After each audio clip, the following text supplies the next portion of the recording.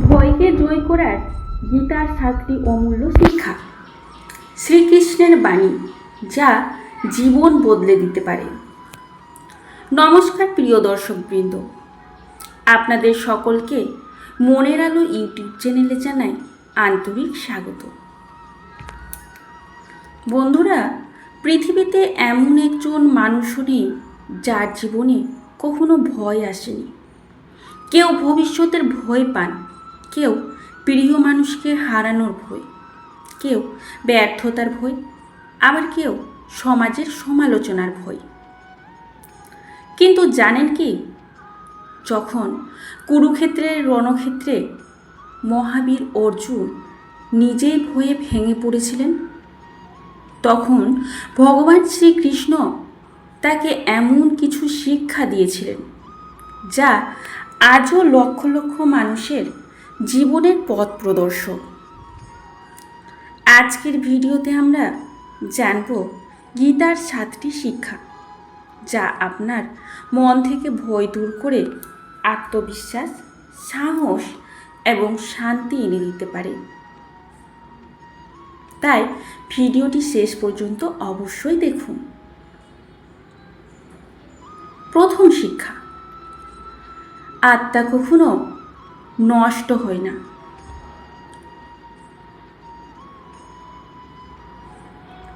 আমরা অধিকাংশ সময় হারানোর ভয়ে কষ্ট পাই। প্রিয় মানুষ, অর্থ, সম্মান এসব হারানোর চিন্তায় আমাদের দুর্বল করে দেয়। কিন্তু গীতায় শ্রীকৃষ্ণ বলেন, আত্মা জন্ম নেয় না, মৃত্যু হয় না। শরীর পরিবর্তন হয়, কিন্তু আত্মা সর্বদাই চিরন্তন। যখন এই সত্য হৃদয়ে স্থান পায়, তখন মৃত্যুর ভয় অনেকটাই কমে যায়। দ্বিতীয় শিক্ষা, বর্তমানেই বাঁচুন। মানুষের অনেক কষ্টের কারণ এমন ঘটনা যা এখনো ঘটেইনি। যদি চাকরি না পাই, যদি ব্যর্থ হয়, যদি সবাই আমাকে ছেড়ে যায়, এই যদি শব্দটাই আমাদের বর্তমানের সুখ কেড়ে নেয়। শ্রীকৃষ্ণ শেখান, বর্তমানের কর্তব্য পালন করো, আগামীকাল নিজেই নিজের পথ তৈরি করে নেবে। তৃতীয় শিক্ষা, কর্ম করো, ফল ঈশ্বরের হাতে ছেড়ে দাও। গীতার সবচেয়ে বিখ্যাত শিক্ষা, তোমার অধিকার কর্মে, ফলে নয়। আমরা ফল নিয়ে এত ভাবি যে কাজটাই শুরুই করতে পারি না। কিন্তু যারা শুধু নিষ্ঠার সঙ্গে কাজ করে, তারাই একদিন সফল হয়। চতুর্থ শিক্ষা, ঈশ্বর কখনো তোমাকে একা ছেড়ে দেন না।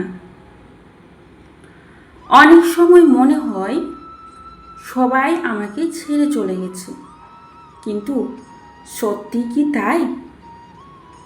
ভগবান শ্রীকৃষ্ণ বলেন, যে আমাকে ভক্তি ভরে স্মরণ করে, তার যোগক্ষেম আমি নিজেই বহন করি।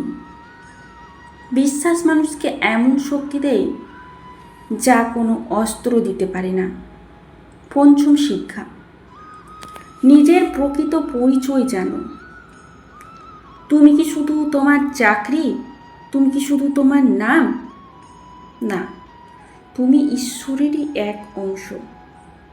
যে মানুষ নিজের আত্মিক পরিচয় উপলব্ধি করে, তাকে কোনো অপমান, ব্যর্থতা বা ক্ষতি দীর্ঘদিন দমিয়ে রাখতে পারে না। ষষ্ঠ শিক্ষা, সুখ দুঃখকে সমানভাবে গ্রহণ করা। জীবনে সবসময় ভালো সময় থাকবে না, আবার খারাপ সময়ও চিরস্থায়ী নয়। যে ব্যক্তি অহংকারী হয় না এবং দুঃখে ভেঙে পড়ে না, তাকেই গীতায় প্রকৃত জ্ঞানী বলেছেন। সমতা হলো সাহসের সবচেয়ে বড় পরিচয়। সপ্তম শিক্ষা, সম্পূর্ণ সমর্পণ। গীতার শেষে সবচেয়ে গভীর শিক্ষা, সব চিন্তা, সব অহংকার, সব ভয় ঈশ্বরের চরণে সমর্পণ করো। এটি দুর্বলতা নয়, বরং এটি সর্বোচ্চ শক্তি।